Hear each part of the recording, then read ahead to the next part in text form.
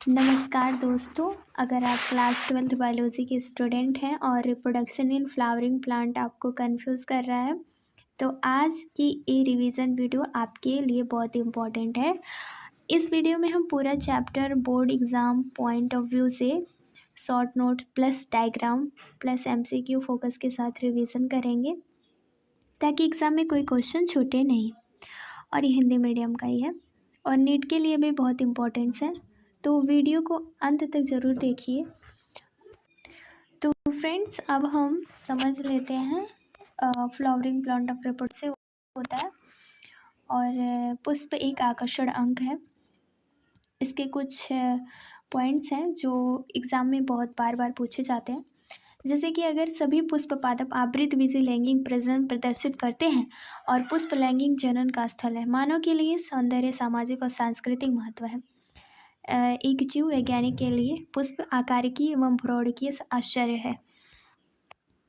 पुष्प का मुख्य कार्य लैंगिक जनन फल द्वारा बीज का निर्माण सुनिश्चित करना है। नेक्स्ट पॉइंट हमारा है, एक प्रारूपी पुष्प की संरचना कैसी होती है। अगर हम इस पुष्प की बात करें तो आपको यहाँ पे एक पुष्प दिख रहा होगा, ठीक है। यहाँ इस वाले पार्ट को, यानी कि जो ये बीच वाला पार्ट है, इसको हम वर्तिका ग्रे यानी कि स्टिग्मा कहते हैं। और फिर ये वाला जो पार्ट है, जो आपका परागकोश यानी एंथर जुड़ा होता है, उसको हम स्टाइल कहते हैं, यानी किस जिससे वो जुड़ा हुआ है एंथर। और फिर उसके बाद इस पूरे पार्ट को परागकोश और तंतु किस में पाया जाता है, स्टेमन में पाया जाता है, ठीक है। तो परागकोश, एंथर, फिलामेंट स्टेमन में पाया जाता है, तो इस वाले पार्ट को हम तंतु कहते हैं, यानी फिलामेंट। और ये हो गया आपका एंथर, और ये पार्ट हो गया अंडाशय, ओवरी, जहाँ पे बीज का निर्माण होता है। स्त्री केसर के अंदर आता है, यानी पिस्टल। और फिर ये जो पार्ट है आपका पंखुड़ी कहते हैं इसको, और ये जो बाहर का आवरण है इसको हम बादल यानी सेपल कहते हैं। अगर हम बात करें पुमंग की, यानी एंड्रोसियम नर जनन अंग पुंकेसरों का चक्र है, और ज्यांग यानी गाइनोसियम मादा जनन अंग स्त्री केसर का प्रतिनिधित्व करता है। नेक्स्ट है हमारा पॉइंट जनन, यानी कि नर जनन अंग पुंकेसर स्टेमन। अगर हम इस पुंकेसर को, एक पुंकेसर को हम काटते हैं तो उसमें परागकोश यानी एंथर और फिलामेंट्स होता है, जिस डंठल को हम फिलामेंट्स कहते हैं और ऊपर वाले पार्ट को परागकोश कहेंगे। पुंकेसर पुष्प की इकाई है, इसके दो मुख्य भाग होते हैं। पहला होता है तंतु, जिसे हम फिलामेंट कहते हैं, एक लंबा और पतला डंठल जिसका समस्त छोर पुष्पासन एवं पुष्प दल से जुड़ा होता है। सेकेंड है हमारा परागकोश यानी एंथर।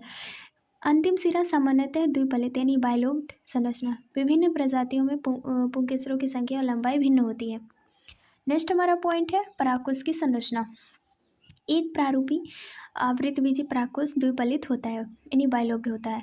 अगर हम उसका टीएस देखेंगे, ठीक है, जब हम टीएस उसके बीच में से काटते हैं तो हमारा जो ये लेयर होता है, इस लेयर को ध्यान से देखिएगा, ये 3 लेयर है, ठीक है। तो पहले लेयर को हम एपिडर्मिस बोलते हैं, दूसरे लेयर को एंडोथेसियम होता है, और बीच वाला लेयर हम मिडल लेयर बोलते हैं, और फिर ये जो आपका लेयर दिख रहा है उसको हम टैप्टम बोलते हैं। टैप्टम का काम होता है पोषण प्रदान करना। प्रत्येक पॉली में 2 कोष्ठ यानी थेका होता है, अर्थात ये द्विकोष्ठ यानी डायथेसियस होते हैं। एक चतुष्कोणीय यानी संरचना, यानी 4 कोण का संरचना है। अगर हम इसके चारों ओर कोनों पर देखें तो ये होता है हमारा माइक्रोस्पोरेंजिया स्थित होता है। लघु विजाणुधनी विकसित होकर परागकोटि यानी पॉलिन सेल सैक बना लेती है, जो पराग कणों से भरी होती है। अब हम बात करते हैं लघु विजाणुधानी की आंतरिक संरचना। ये है लघु विजाणुधानी की आंतरिक संरचना। तो परागकोश की विभिन्न परतों के अंदर अगर हम यानी कि एपिडर्मिस की बात करें तो इसमें सबसे बाहरी इसका काम होता है संरक्षी परत, इसको हम संरक्षी परत कहते हैं। और एंडोथीसियम को अंतःस्थितियम संरक्षण तथा स्फुटन में सहायक करता है। मिडल लेयर यानी मध्य परत, यानी कि 1 2 यानी कि 2 या 3 परतें संरक्षण और स्फुटन में मदद करती है। टैपिटम जो होता है ये क्या करता है, ये सबसे आंतरिक परत हो, विकासशील परागकणों को पोषण प्रदान करता है। इसकी कोशिकाएं सघन जीवद्रव्य से भरी होती है और सामान्यतः एक से अधिक केंद्रक वाली होती है। अगर हम ट्रिक की बात करें तो यहाँ पे कुछ ट्रिक दिए हुए हैं आप इसमें, जैसे कि आप जब इस स्ट्रक्चर को बनाओगे तो इसमें पहले है आपका क्या है, एपिडर्मिस, फिर उसके बाद एंडोथीसियम, फिर उसके बाद मिडल लेयर, फिर उसके बाद आता है टेप्टम, राइट। नेक्स्ट पॉइंट हमारा है लघु विषाणु जनन यानी माइक्रोस्पोरेंजियसिस। पराग मात्र कोशिका यानी पीएमसी में अर्धसूत्री विभाजन द्वारा लघु विषाणु धानी यानी कि लघु विषाणु यानी माइक्रोस्पोरेंजियसिस के निर्माण की प्रक्रिया। विषाणु जन यानी स्पोरोजिनस टिश्यूज की प्रत्येक कोशिका एक सक्षम पराग मात्र कोशिका यानी पॉलिन मदर सेल पीएमसी होती है। प्रत्येक पीएमसी अर्धसूत्री विभाजन यानी मियोसिस करके 3 यानी 4 अगुणित हैप्लॉइड लघु विषाणु बनाती है। यह लघु विषाणु एक समूह में व्यवस्थित होते हैं जिसे लघु विषाणु चतुष्क यानी माइक्रोस्पोर टेट्रेट कहते हैं। जैसे कि अगर हम यहाँ पे विषाणुजन टिश्यूज स्पोर्टजिनस टिश्यूज की बात करें तो वो डाइप्लॉइड होगी 2n। फिर पराग यानी मात्र कोशिका बनाएगी वो भी 2n होगा। फिर उसके बाद इसमें मियोसिस डिवीज़न होता है यानी अर्धसूत्री विभाजन। फिर उसमें 4 यानी चतुष्क 4 × n लघु विषाणुधान का निर्माण होता है। अब बात करते हैं फ्रेंड्स हमारा नेक्स्ट है परागकण। पराग यानी कि परागकण नर युग्मकों का। अब यहाँ पे हमारा परागकण नर युग्म यानी मेल गैमेटोफाइट्स है का प्रतिनिधित्व करता है। तो ये लगभग 20 से 50 माइक्रोमीटर होता है ना। एक होता है एक्साइन, एक्साइन बाहचोल कहते हैं इसको। इंटाइन यानी अंदर की बात। तो बाहचोल क्या होता है, कठोर बाहरी भीतरी बाहकड़ होता है। अंतःचोल यानी भीतरी पतली भित्ति। परागकोश के परिपक्व होने पर लघु विषाणु एक दूसरे से अलग होकर परागकणों में विकसित हो जाता है। नेक्स्ट पॉइंट है परागकण भित्ति एक सुरक्षा कवक यानी कि एक्साइन, एक्साइन यानी बाहचोल। अब इसमें स्पाइरोलेनिन से बनी होती है। बाहचोल जो एक्साइन होती है स्पाइरोलेनिन से बनी होती है। स्पाइरोपोलेनिन सर्वाधिक ज्ञात प्रतिरोधी कार्बनिक सामग्री है। यह उच्च ताप प्रबल अम्लों और क्षारों का सामना कर सकती है। कोई भी एंजाइम इसे नवनीकृत यानी डिग्रेड नहीं कर सकता। बाहचोल में जनन छिद्र यानी जर्म पोर होते हैं। स्पाइरोलेनिन अनुपस्थित होता है ना। अब इसमें स्पाइरोलेनिन के कारण परागकण जीवाश्मों की तरह संरक्षित रहते हैं। अब बात करते हैं एंटाइन। एंटाइन होता है यह सेलुलोज और पेक्टिन की बनी एक पतली सतत परत है। परिपक्व पराग कोशिकाओं की यानी परागकण की कोशिकाएं। परिपक्व परागकण 2 प्रकार की होती है। पहला होता है कई कोशिका वेजिटेटिव सेल, बड़ी होती है, प्राचुर खाद्य भंडार होता है और एक विशाल अनियमित केंद्रक होता है। ठीक है, इसको हम वेजिटेटिव सेल कहते हैं जो यहाँ पे है। जनन कोशिका यानी जनरेटिव सेल जो यहाँ पे है। जनन कोशिकाएं छोटी होती है, कई कोशिका के जीवद्रव्य में तैरती रहती है और 60% से अधिक आवृतबीजी पादपों में परागकण इसी 2 कोशिकीय चरण में झड़ते हैं।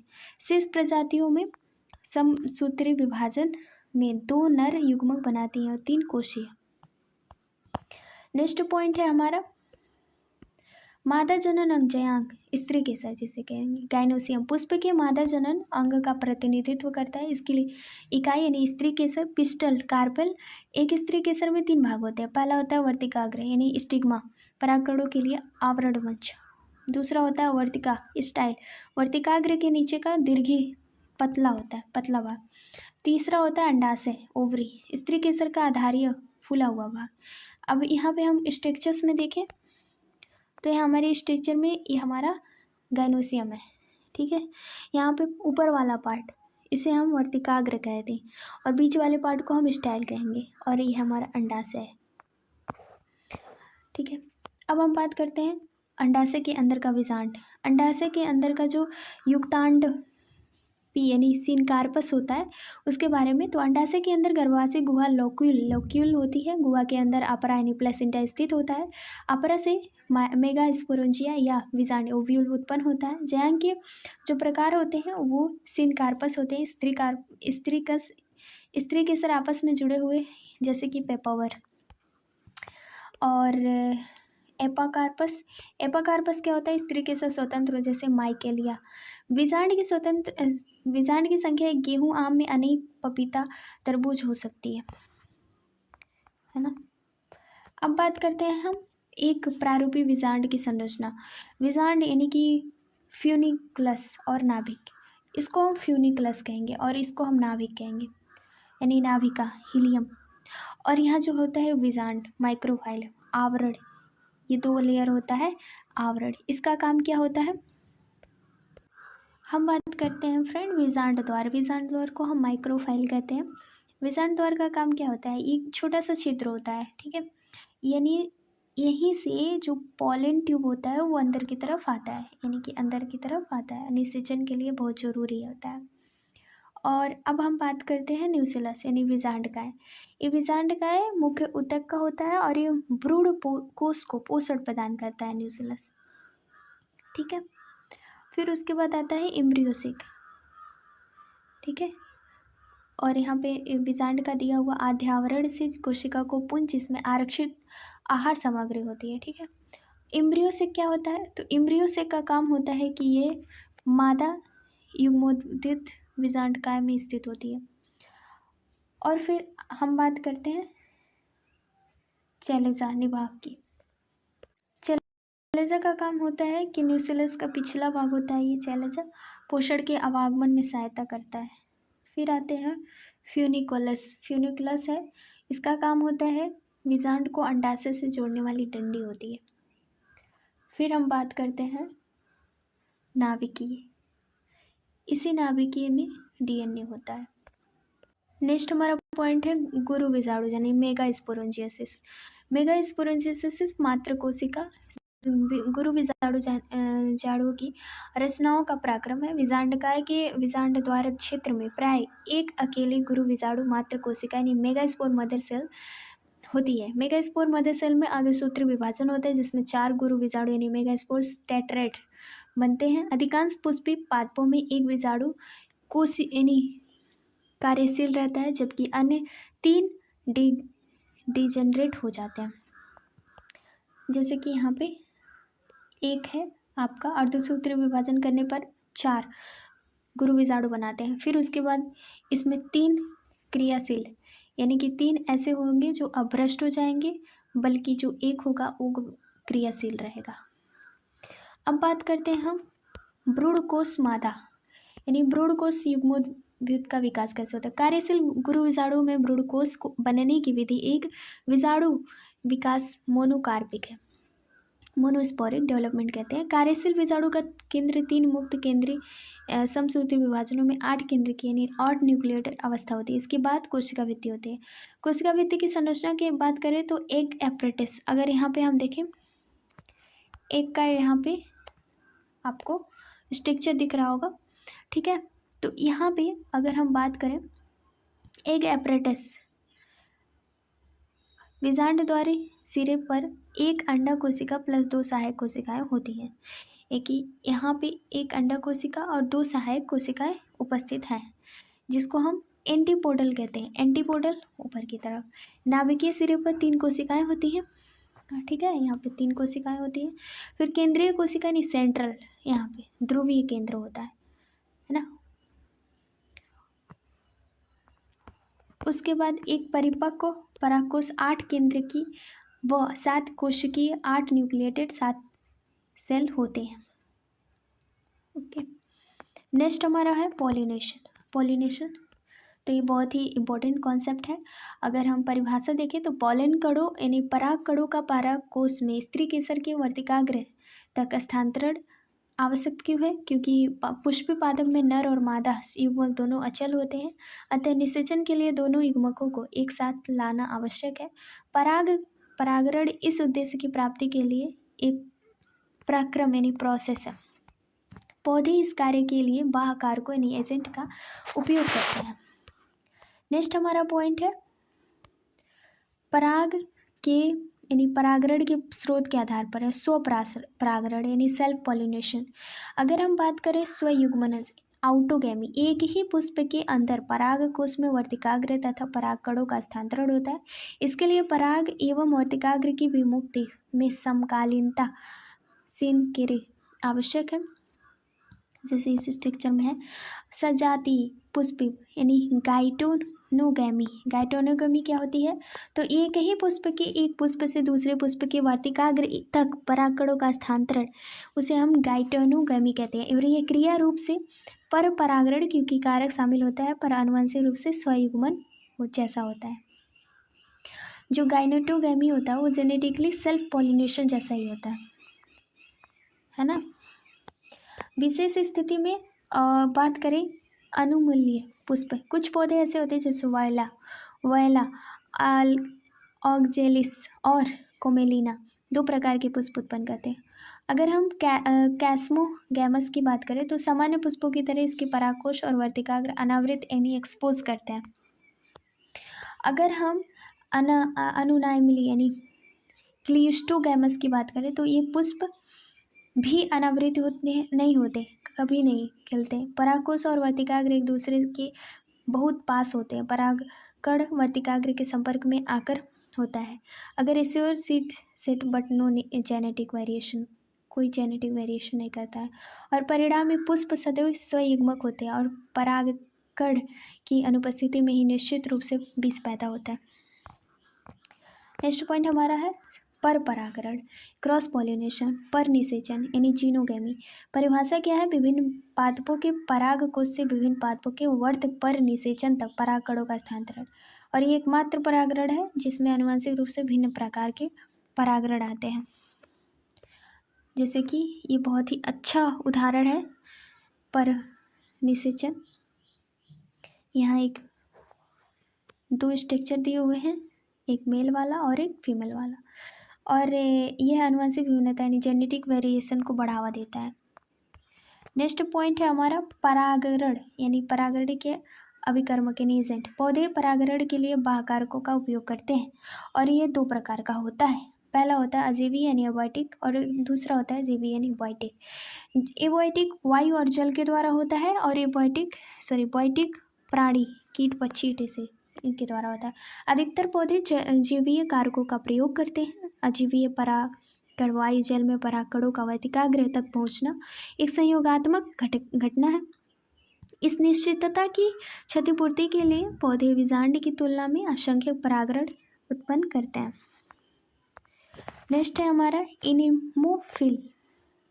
इम्पोर्टेंट एग्जाम्पल है, यह सामान्य सबसे अजीवीय परागण है। परागकण हल्के तथा चिपचिपाहट रहित होते हैं ताकि हवा में उड़ सके। पुंकेसर बेहतर अनावृत वेल एक्सपोज होता है। वर्तिकाग्र बृहद एवं पुच्छ लार्ज और फीदरी होती है ताकि परागकणों को आसानी से पकड़ सके।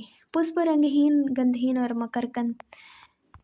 मकरंद रहित होते हैं। घास और मक्का भुट्टा।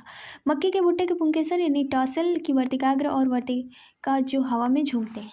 जल परागण हाइड्रोफिल, यह काफ़ी दुर्बल है, लगभग 30 वंशों तक सीमित, अधिकतर एकबीजीय है। बीजपत्र उदाहरण के लिए अगर हम बात करें ताज़े पानी में वेलिस्नेरिया और हाइड्रेला। समुद्री घास जोस्टेरा। वेलिस्नेरिया में मादा पुष्प लंबे डंठल की सतह पर आता है और नर परागकण सतह पर छोड़े जाते हैं। जोस्टेरा में परागकण लंबे फीते जैसे होते हैं और पानी के अंदर छोड़े जाते हैं। अगर हम इसकी कुछ कन्फ्यूज़न पॉइंट की बात करें तो वाटर हाइसिंथ और वाटर लिली में परागकण कीट या वायु से होता है, जल से नहीं। जल परागकणों को श्लेष्म आवरण यानी म्यूसिलेजिनस कवरिंग द्वारा गीले होने से बचाया जाता है। प्राणी परागण यानी जूफाइल्स, अधिकांश पुष्पी पादप परागण की प्राणियों का उपयोग करते हैं, जिसमें मधुमक्खियां सबसे प्रमुख होती हैं, भौरे, तितलियां, बर्ड और चींटियां। पक्षी शकरखोरा, गुंजन पक्षी, चमगादड़ और यहाँ तक कि सरीसृप छिपकली भी प्राणी परागण का कार्य करते हैं।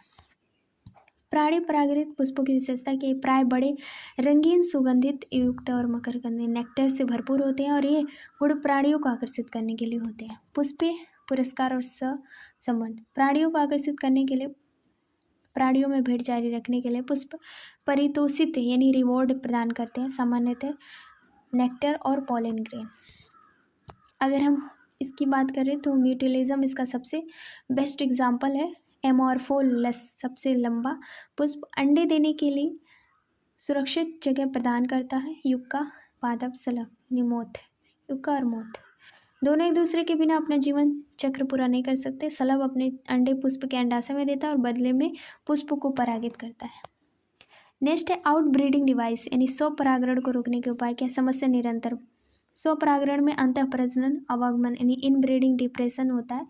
अंतः पोषण पर पोषण को प्रोत्साहित करते हैं। युक्तियाँ पराग अवमुक्त और वर्तिकाग्र सहायता का समय समय अलग होना, यानी नॉन सिंक्रोजाइनेशन पराग कोष और वर्तिकाग्र का अलग अलग स्थानों पर होना।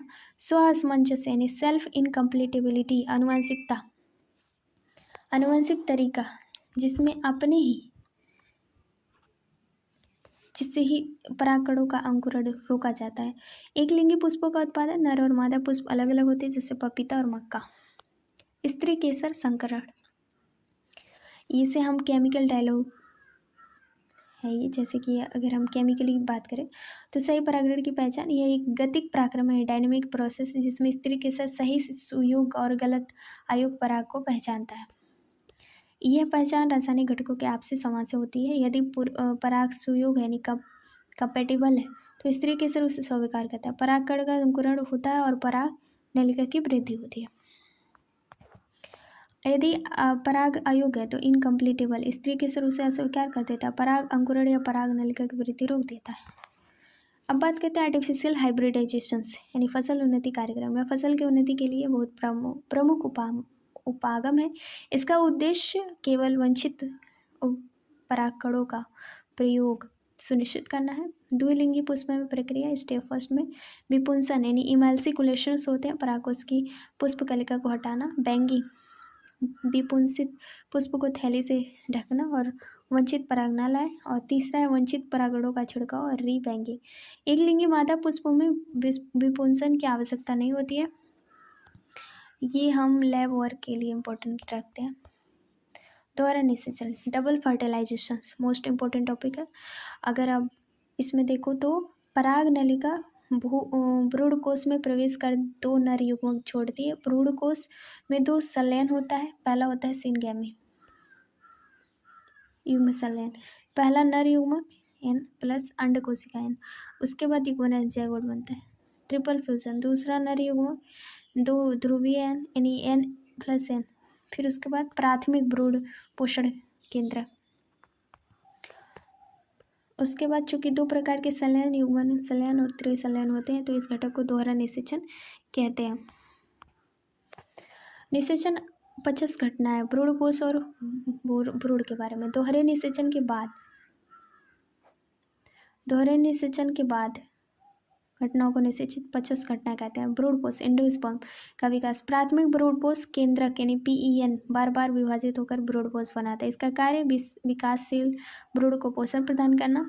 जैसे यहाँ पे आपका जाइगोट है, फिर जाइगोट के बाद उसमें डिवीज़न होता है और वो 6 यानी कि 6 प्रकार के माइक्रोस्पोर्स बनाते हैं। फिर गोलाकार भ्रूण बनाता है, फिर हृदयाकार भ्रूण बनाता है, फिर वह परिपक्व भ्रूण का निर्माण करता है।